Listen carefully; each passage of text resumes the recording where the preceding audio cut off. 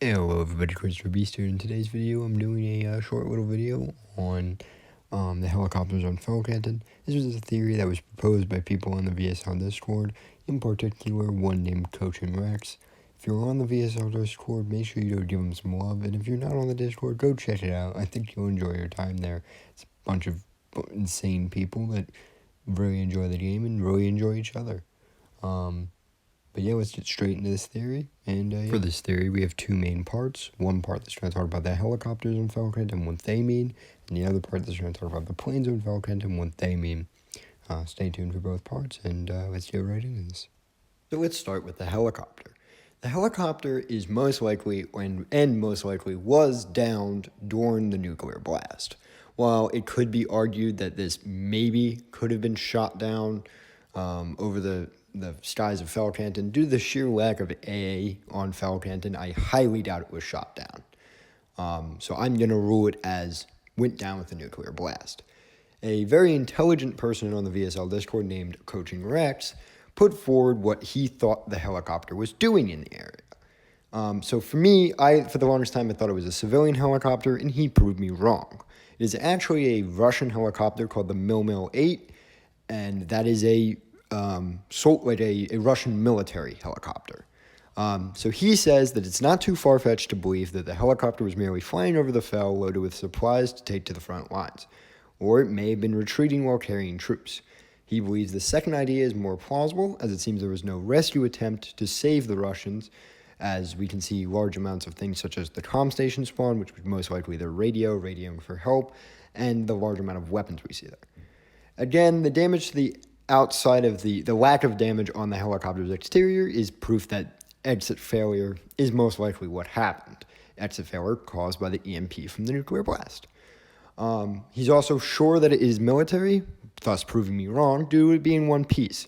As helicopter pilots may be trained how to land a heli, most that are not, military would actually not have a very high chance of succeeding in actually landing the heli. So Rex brings up some really good points here that we should really pay attention to.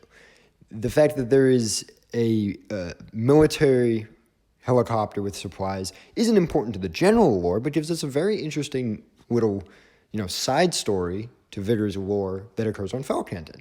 And this is something that I think is refreshing to me, at least, when looking at Fjellkanten as a map that really, at the moment, has no solid theories on it. Giving us a reason to look at these helicopters is just, cool, in my opinion. Something more to look at.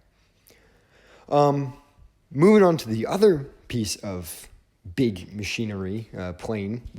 I'm moving on to the plane. The plane is quite interesting in my book. The plane shows obvious evidence of crashing. Duh. However, it's very much destroyed. Very little amounts of the plane really remain, and it seems like it really did hit the ground hard. There are two possible conclusions, and I'm going to tell you the first one is far more probable than the second. First, the plane went down with the EMP blast. Planes, when they crash hard, and I don't think I need to be the person to tell you this. Google any image or video, with graphic sensors on that, cover all the gory shit, of a plane crash, and you will see that very little amounts of the original plane survive the crash. Planes have huge amounts of fuel cells and other things that would just detonate, blowing huge chunks into the plane. We can also see the idea that there was a pretty big explosion of something like fuel tanks, as we see debris littered over a very large radius of Fjellkanten. Now, this still would be possible in the second option. The plane was shot down by AA. Most likely AA rockets, because in modern day, not many people really use flak guns. They're used, but most AA is going to be done by surface-to-air missiles.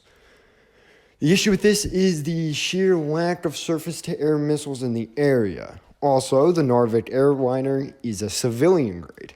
The Russian government may be portrayed as a big evil to the West, and yes, they did a lot of horrible atrocities to their people, but I highly doubt they would randomly shoot down a civilian airliner. It just wouldn't be in their best interest, especially since we've already seen signs of unrest throughout all of Norway.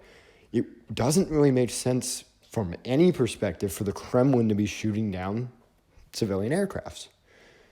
Maybe there's more parts of this story that could make it make sense, but for me, it's hard in the category of the plane went down with the EMP that was caused by the nuke. You're free to disagree with anything I brought up in this video, but make sure you, if you're on the VSL Discord, say hi and give Coaching Rex some thanks for creating this great theory about the helicopters. Other theorists and the work they do is really helpful to me because I'm just one guy. I'm not going to catch everything. And as long as other people catch things, it can keep the lore interesting and maybe focus on things that I don't catch.